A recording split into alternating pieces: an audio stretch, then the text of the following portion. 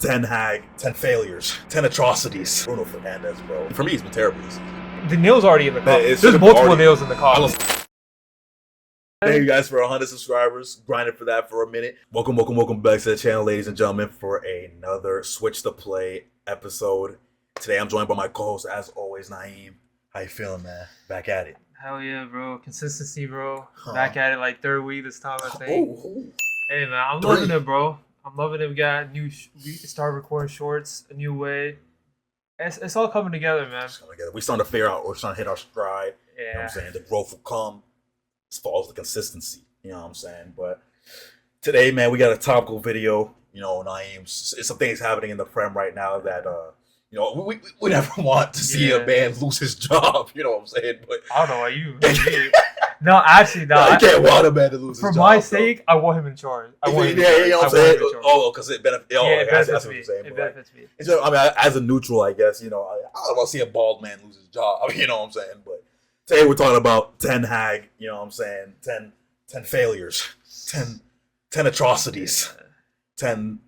It's 10 bad things happening. Mr. All eras come to an end. This era must come to an end, bro. So, you know, 10 Hag, of course, most people are thinking, rightfully so, that there's a very, very short amount of time left in his managerial career with Manchester United. It's been how many? It's been two years now. This is third year. This 2 full seasons, and then this is his third year now. And I mean, he's won a trophy. He's won a couple trophies, right? Maybe an FA Cup here. No, he won Carabao Cup first year, and then FA Cup, you know.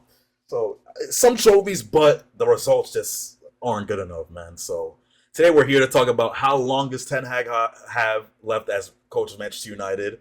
We can talk about some potential replacements, who Man United might look up to replace, and what generally is just going wrong with Manchester United. So starting off, man, today. So let's start off with Manchester United's fixture list, who they play next. So we're recording this on Saturday night, October 5th. United play tomorrow, I believe it's tomorrow, against Villa, at Villa Park. Could get crazy in that game. Could get crazy. Villa are a very good side that are coming off a win against Bayern Munich. Oh man. Atmosphere's electric, honestly. Bro, John Durant coming off the bench going crazy. Oh my goodness, bro. Super solid, bro. You know that Villa want to win this game. Like, not just because of, obviously, like, Villa are doing well in the league and just in general and all that, but just the circumstances around the game, we could be the ones to truly put the nail in the coffin on Ten Hag's Man United career, man. Bro, like, you watch these games, bro, the biggest problem with United right now is that midfield. Oh, I mean, there's a lot of problems. But, you know, like, winning games starts in the midfield. It starts in the midfield, bro. And you look at United's midfield, then you look at Villa's. Onana, Morgan Rogers, even John McGinn is solid. Morgan Rogers, we got to talk about him and Amadou Onana. Morgan Rogers by himself. Obviously, Amadou Onana is also so good, bro. But I love Morgan Rogers. I feel like he's gonna breakout player. Like I didn't know much about him. You know what I'm saying? Really? But before this season, but like this season, I've been watching some of his performances against Everton. That game against Everton, he was crazy. Him and Amadou Onana as well.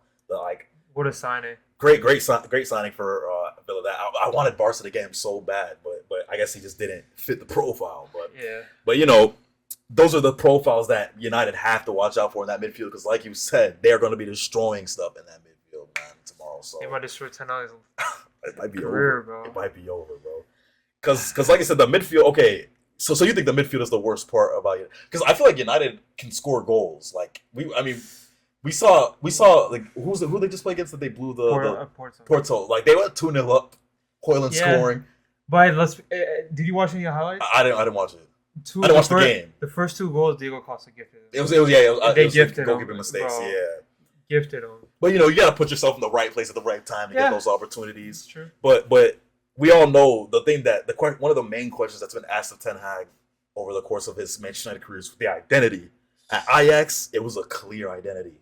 You know what I'm saying? The pressing, technical play. You're gonna pass quickly, get up the pitch. Guys like Dusan Tadic, Frankie De Jong obviously came up during that time. Donny van de Beek. Anthony he ended up bringing over with him to United on flip. And you know, at Manchester United, the identity is just not. It's never been there. I don't know what this team's doing, bro. What is this team's use? Like, what can we say right now? This is the thing Manchester United does good at. There's nothing. I'll be honest, because like it's also starts with Ten Hag, bro. Like, does Ten Hag know like what they do, right? Those are his players. Because bro, you see him like talk after games. He's always like, "Oh, we fought hard. We did this." It's always some copium, bro. His post-game interviews get me tight, bro. Bro, it's always some copium, bro. Every time this man walks to post-game interviews, I just hear him saying, like, you were the manager talking. He's talking like a fan when he's in this post-game interviews. Like, oh yeah, we got to do this, we got to do that, bro. You're the one putting the players on the pitch. These are your players, and it's just a complete failure.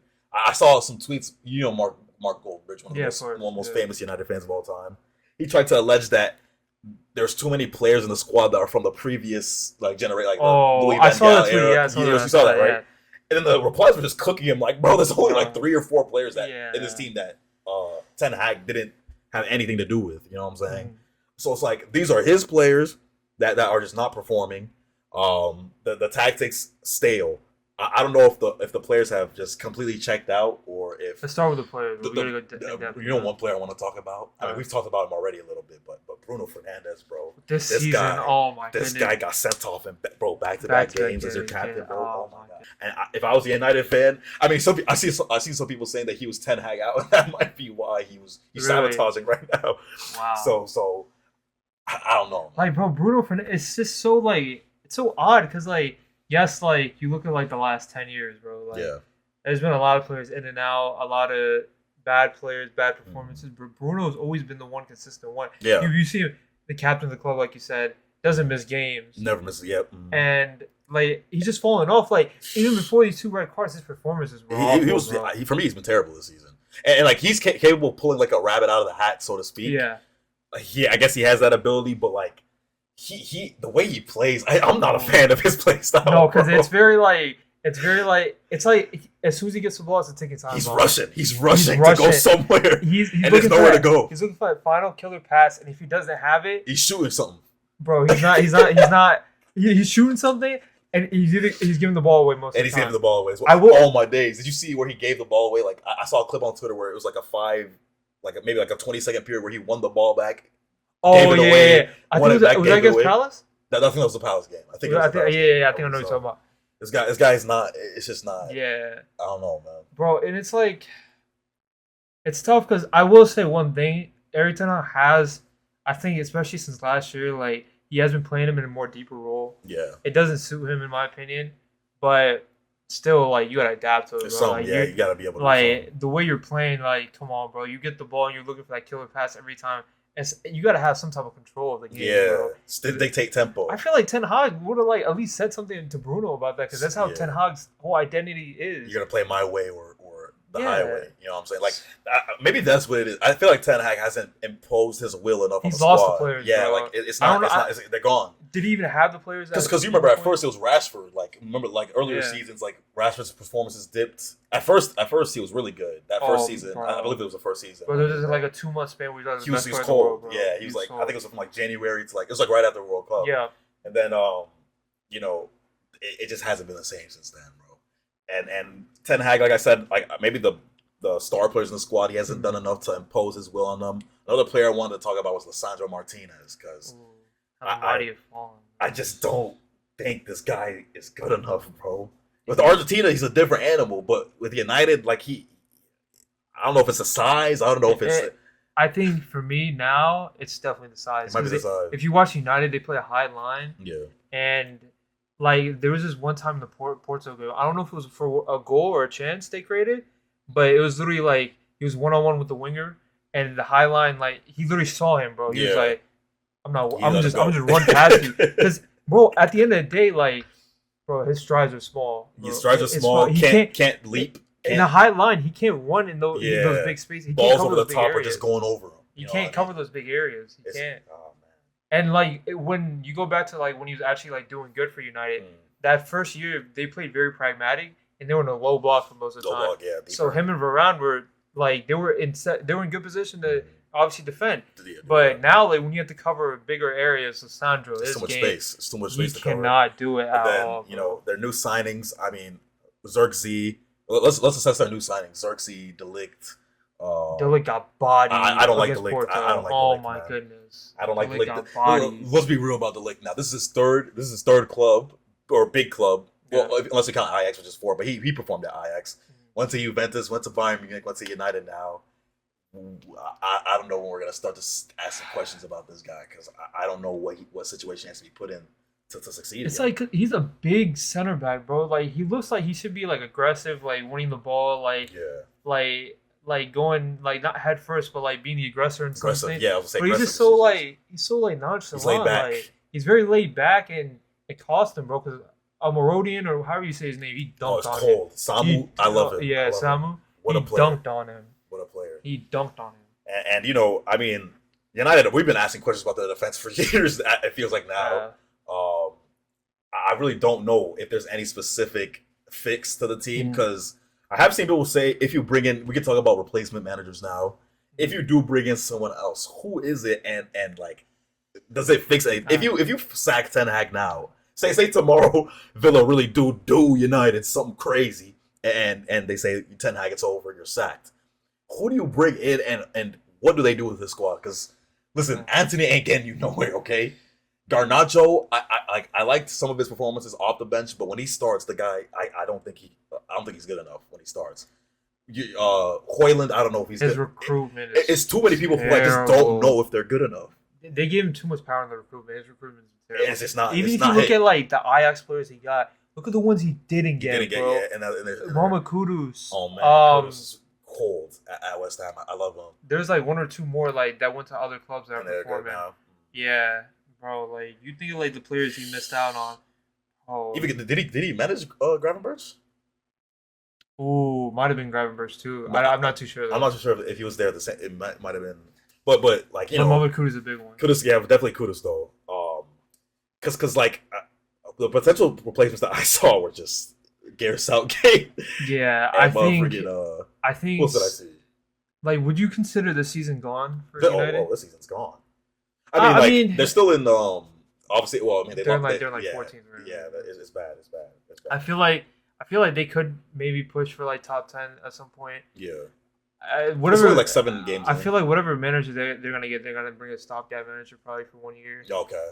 Yeah, I did see that. Another person person that was suggested was Ruud van Nistelrooy can take over. Yeah, but I feel like that might be like a next year type thing because like making Ruud in charge now mid-season for his first gig, like with the state of the club, that's gonna be tough in my opinion. But for me, like I think they bring in Thomas Tuchel for a stopgap. I think Tuchel's a proven winner. I usually like how he plays. I think he got hard done at Chelsea. I think they fired him very quickly. Too early. And then even at Bayern, when he was at Bayern, he was pretty solid as well. So I feel like they bring him in for a year, see how it goes, and maybe they keep him for another year, or maybe they go towards RVN for Venezuela. Yeah. If you, I guess that there's 2 ways they could go. Like in the past few years, in their past couple of managerial appointments, I feel like Manchester United haven't taken enough like risks, so to speak. I mean, some people might say Ten Hag was a risk because he came from the Eredivisie, but it wasn't like he was necessarily unproven, but it was like an unproven league, I guess, so to speak. But I mean, Jose Mourinho in the past. Ole might have been a risk, but I feel like the Ruud van Nistelrooy appointment would be like that big risk where it's like this is a guy who doesn't even have much first team experience when it comes to managing a team. Or you could go like you said, Thomas Tuchel, who you know most likely will be able to solve some sort of issue. You know he's a problem solver. He might be able to come in and do something with the squad, win a couple games here and there, 1-0. You know, shore up the defense as well. Yeah. It's an option, but like in terms of a long-term replacement, I'm not too sure if they would. I think if they think about that now, I feel like they'll get it wrong. I feel like you say, either RVN because he's already at the club, or Thomas Tuchel, somebody that's proven. Bring him in for a year and let him have the reins, and then next year in the off season you can assess. Because like thinking long term for this team right now, there's a lot of changes that I mean. Like you said, Bruno, I think squad, Bruno's done. I feel like even last year when Bruno was playing okay, I didn't think like he was United standard anymore. Rashford, don't get me started on him. We already talked about him in one of our earlier videos. Yeah, don't get me started. Might be a player that has to go. Maybe a nice little transfer like, to like an Arsenal. When you think about it, like maybe there's like barely a handful of players that should stay, like the younger ones, like Mainu, Garnacho, Diallo. maybe Xerxes because he just got there. Hoyland, they're both young, but like I think players that have been there for a while, like veterans. I think Harry Maguire is pretty solid for them. Harry Maguire as a backup, I like that. But right now they're resorting to Johnny Evans and Harry Maguire every game, bro. Like that's insane. They have Lissandro and Matthijs de Ligt that they bought, and they keep subbing them off, bringing up Maguire and Evans and Johnny Evans, by the way. Oh my goodness. He's not even that bad. Like he's okay. I love players like that. I love as like a backup, but if they're like if you're expecting them to come in and solve a problem, it's just oh my gosh. Full backs have always been a question as well. Yeah. They got rid of Van Bissaka, amongst some other people. I don't know about Dallo. I don't know. I mean Shaw. I feel like he's gotta come. He's been there for too long. But if he is coming off the bench, maybe. But I'd still say get rid of him. He's their longest tenured player, and yet he's always injured. Like always hurt. We made jokes about Reece James, bro. Luke Shaw is the same way, bro. Always hurt. Sometimes he's out of bad fitness. Yeah. It's not a good situation to be in, man. And he always have a handful to do, They bro. are saying that they got some new recruiters in, new CEOs, new scouting and everything like that. So maybe the recruitment now will take a slight improvement, but I mean, people are gonna say Ten Hag is the main thing, the first thing that has to go. But my main worry is, like you said, if they do sack Ten Hag and bring in someone new, like what, like you know, what I mean, what if just like have a style of play, just like you see United, they're like, yep, they play like this way, like you see them like, and you know like okay, like they build it from the back pretty well. Identity, yeah. They keep possession, like because if you look at now, bro, their midfield is so open, bro. It's just like having identity, the way they play with the players, and results will come, and like whatever happens. Cause like at the end, you can't blame them if the players aren't like. I mean, United have just been in the business of bad signings, bro. Oh, recruitment. Casemiro, and Casemiro was actually good at first. I remember, but like realistically, this is a guy who just left Real Madrid. Mm-hmm. You know, obviously he's had a legendary career, but like, how much longer do you have? You're paying him that much to have those performances. I think they started depending on him too much, bro. He was getting older in age. His backup was McTominay. Let's be honest. He was a little bit better going forward than he was in holding midfield. Mm. So I think he started depending on the players too much. But I think the last thing I want to hit on is obviously, like you told me off camera, how Ollie had gone down at United. Oh, man. Obviously, he lost 4-1 to Watford. Tomorrow's Villa, bro. Could that be the nail in the coffin? Could it happen again? I actually really think the like identical scoreline might happen. Like if you see the way Villa play, bro, Villa's one of my favorite teams to watch. Ooh. Just that, like you said, the atmosphere. John Duran coming off the bench, Ollie Watkins, Morgan Rogers, some of my favorite players. Amadou Onana is crazy. Amadou Onana, you know, but like, oh man. I think for sure United are in for a handful, and they might lose that game. I can put my house that they're gonna at least drop points. There's no way United win this game, right? No surely not. But in terms of result, though, 4-1 might be crazy. I might say I don't know if United are gonna score. I'm gonna say Ollie Watkins is on form. John Duran's on form. They got Morgan Rogers. Do you think it's gonna get embarrassing? I hope so. I hope so. Oh man. These guys just beat Bayern Munich, bro. If Ineos is really like tuned in and they have their mind in the right spot, and if you as a Manchester United fan have your mind in the right spot, the nail's already in the coffin. There's multiple nails in the coffin. I will say the fact that he hasn't been sacked by now, he should be sacked. Is incredible to me, bro. His record in Europe is absolutely it's abysmal for United. I think the first season he started off okay in the Europa League. I was just about to say that, but like after that, bro. Champions League last year, Copenhagen. But listen, you know what's so crazy? God. And I don't mean to make this about Barca, but we really lost to them in the Europa League with the Anthony goal, bro. I remember that. Anthony scored against us, dog. Xavi, bro. Xavi, bro. Like Xavi, you have crimes that you got to answer for. Hey, what are they bringing Xavi? I've seen some people say that, which is crazy. Nah, you can't do that. You can't do that. But if it does get embarrassing, like you said, the nail in the coffin is usually it's surprising too, because usually when you're under new management or like under new ownership, like they'll want to make their own decisions and bring in their own manager, bring in their own play. But they haven't really like.